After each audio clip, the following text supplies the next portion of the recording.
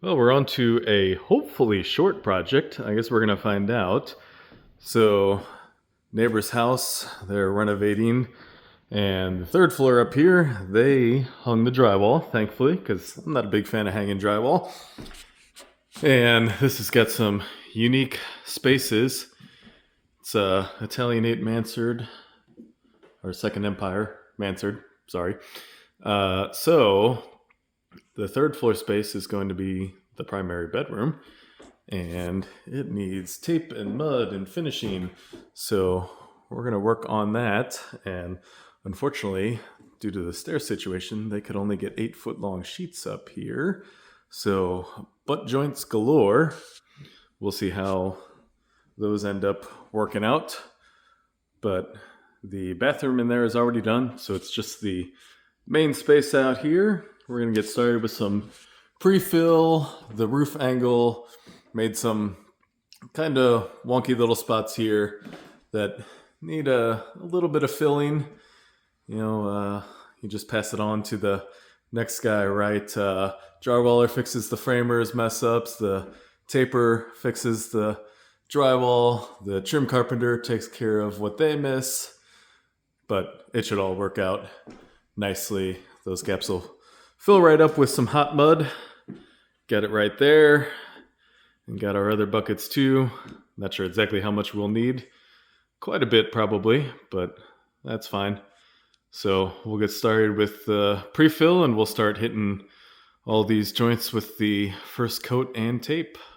All right, so as you can see, we got some of the pre-fill work going on here. I've been working along the walls, working on that, and Dave's been getting the first coat of the tape going. So got a chunk done over here, working with what he can, a little ahead of me.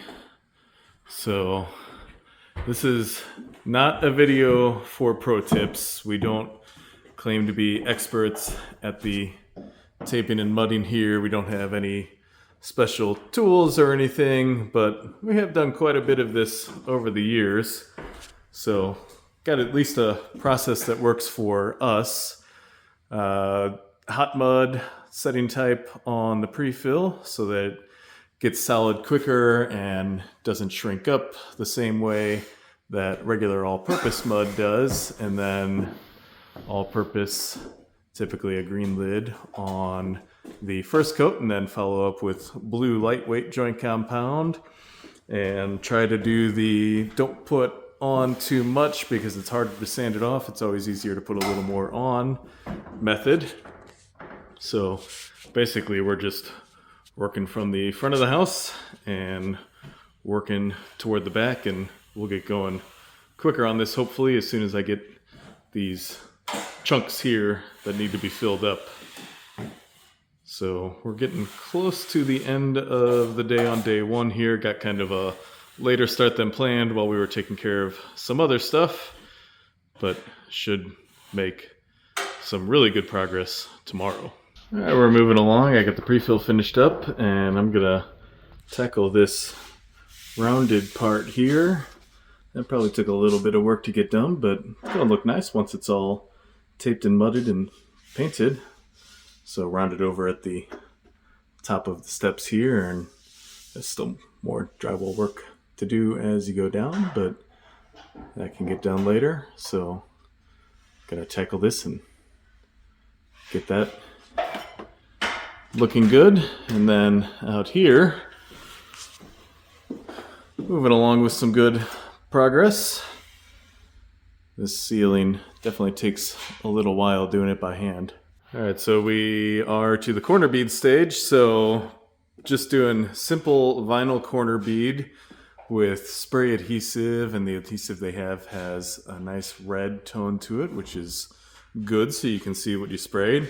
So it is kind of a contact cement. You're supposed to let it go for a minute, and then you have up to 10 minutes of open time. So we sprayed both the drywall and the inside of the corner bead. So we will pop that in place.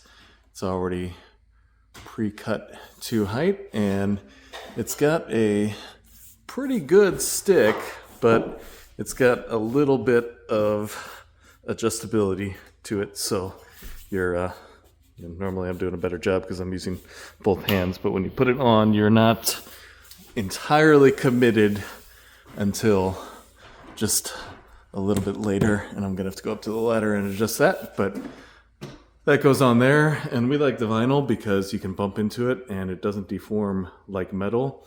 It's also super duper easy to install. The mud-on options are great too, but honestly I think this is a little simpler, and you're gonna have to go over it anyway. Of course you do need to put tape, so I guess there's pros and cons, there's benefits either way, but this works well, and the vinyl bead is cheap. So as far as the actual tape goes, we like to use paper tape in the corners, and then the Fibofuse fiberglass tape on the rest of the joints. It beds really nicely and doesn't bubble because it allows the mud to actually come through, so it really integrates well. And then all of our irregular angles, we have some straight flex here, so that'll be especially helpful around these windows here. They're all compound angles, so that conforms nicely to that. And then, well, that's all for tape. I don't know what I'm saying, but we are making some good progress. We got this whole front part done. Closet just finished up here. You can actually see well here where we got the paper tape in the corner because you can fold it right into the 90, and then the Fibofuse is bedded right in there. You don't even know it. So carrying along on the roof, I'm getting the corner bead taped in, using hot mud on that because we have it, but it also sets up really hard and quicker, of course. Not that that matters too much in this case, but the extra strength there is nice.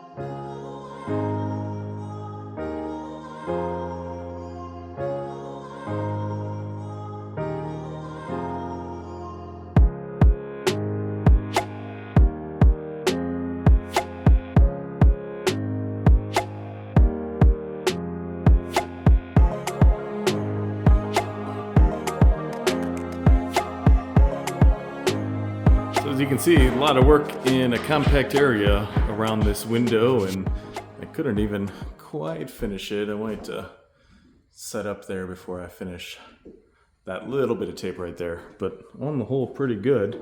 So the whole front part up here is ready to go, and then we got swinging around back here across the back wall. So just need to come up the side here and half the ceiling there, so we can start second coating tomorrow and finish the first. Now it'll really start moving along. Second coat's a lot quicker. Things continue to move along nicely in here, and I said this is a no pro tips video, but I can give DIY tips. So outside corners are easy, but inside corners take a little more work. And a little DIY tip is there is nothing wrong with doing one side of a corner at a time, letting it dry, doing the other side. So they make those little corner tools. Don't waste your time on that. They won't give you a very nice corner. If you need to, if you're like us and you're not great, you're good, but you're not great, just do the one side at a time if you need to. Well, here's another DIY tip for you. Got somebody new to mudding and taping, stick them in the closet. It's got every type of joint typically. Factory to factory, corners, ceilings, sometimes butt joints, and a lot of it packed into a small space. Closets take practically as long as a room, it seems, sometimes. So you get a lot of good practice, and it's one of the less visible areas if you definitely need to get that practice in. Well, we got to take a detour for an interesting little project here. We finished this basement about 2 years ago, and unfortunately, the sewer lateral running under the floor needed to be replaced. And they had a Grand Canyon dugout down here. It's actually kind of deep. So it's all patched back up, and the floor needs to go back down now, which is going to end up being a little interesting because we're going to be going backward. So we'll see how that goes.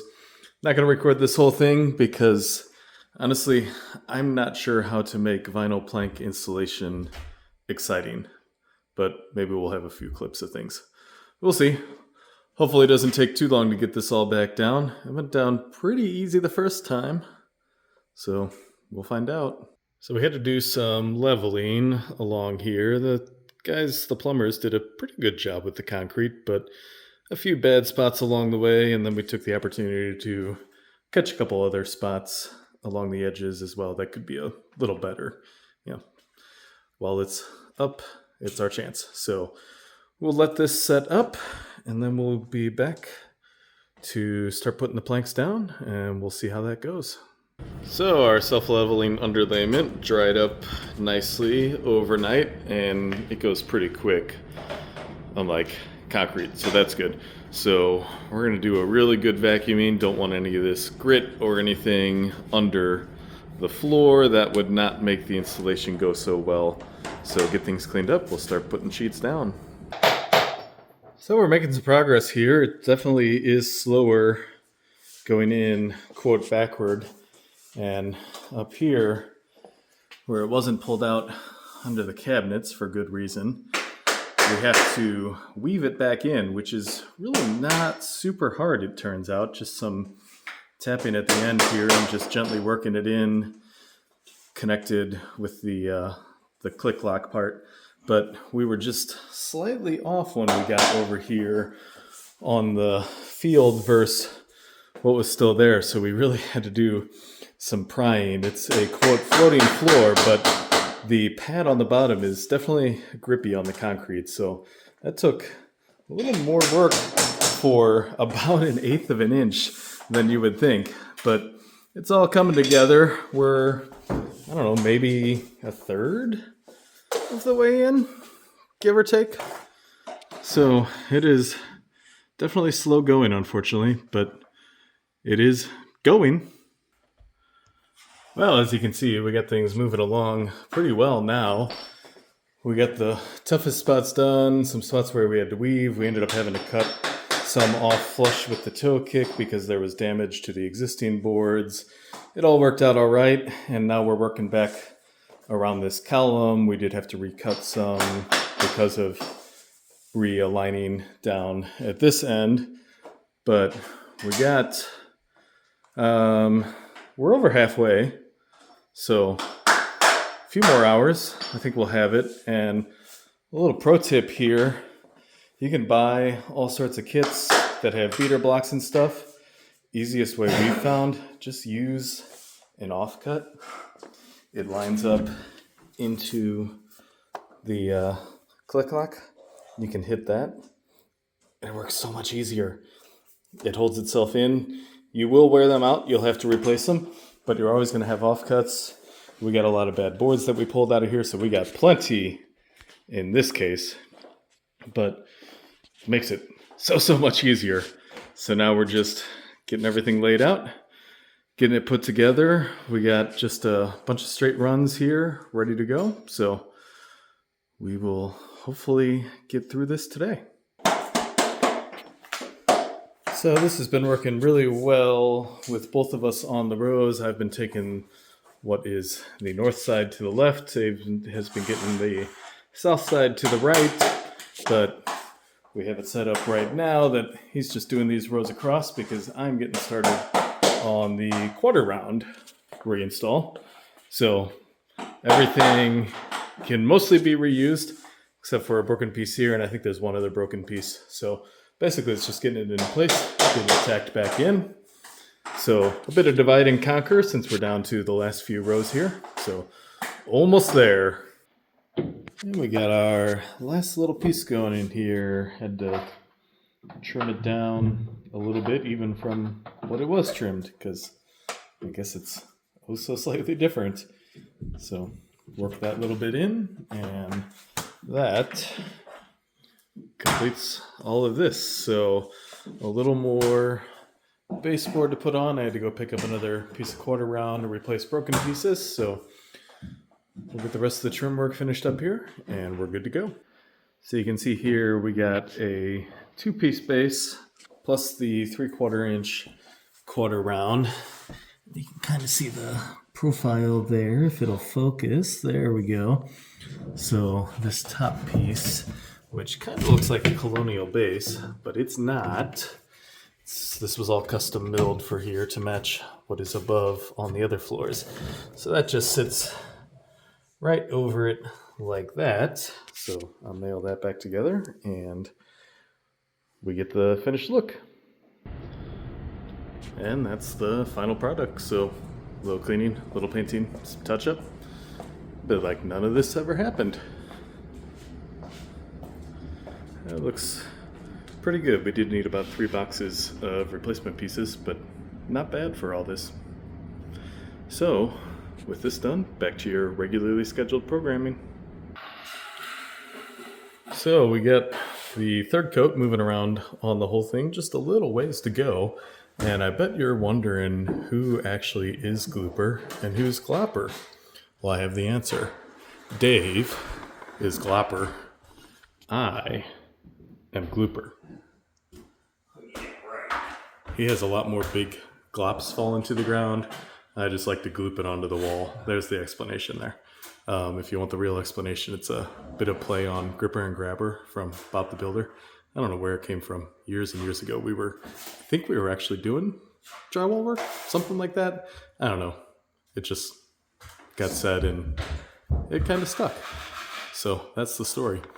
But the real story... We hate doing drywall? Well, yeah, that's absolutely true. The real story here is how good it's looking. This is actually turning out pretty well. I'll just pat myself on the back. All right, back to work. Got that corner there to finish, and just a couple of these factory seams up the middle. So we got, I don't know, like 10-15 minutes to go today, and then a little bit of touch-up work tomorrow. Then sanding, of course, but I'm gonna see if I can get out of that. This front part here, considering all the angles that were involved, looks to have come out pretty well. We'll see after it's sanded off for sure, but that get some paint and trim on there, and that'll be a pretty neat window space. Well, sometimes you get a spot, especially with existing ceiling framing like this, where you really gotta work it, pull things out wide, and that may even take a little more after sanding. We'll find out. But with that fixture box there, I think for a ceiling fan, and then the joints coming together, and it was a little uneven. Definitely took a little working and finessing there. But on the whole, considering that this is framing from the 1890s, looks like it should be pretty smooth. So this space out here turned out pretty well. The little niche right there, put some art or something there, round it off. Obviously, more to do. And then got Dave bird watching or something. Looking at the water on the roof.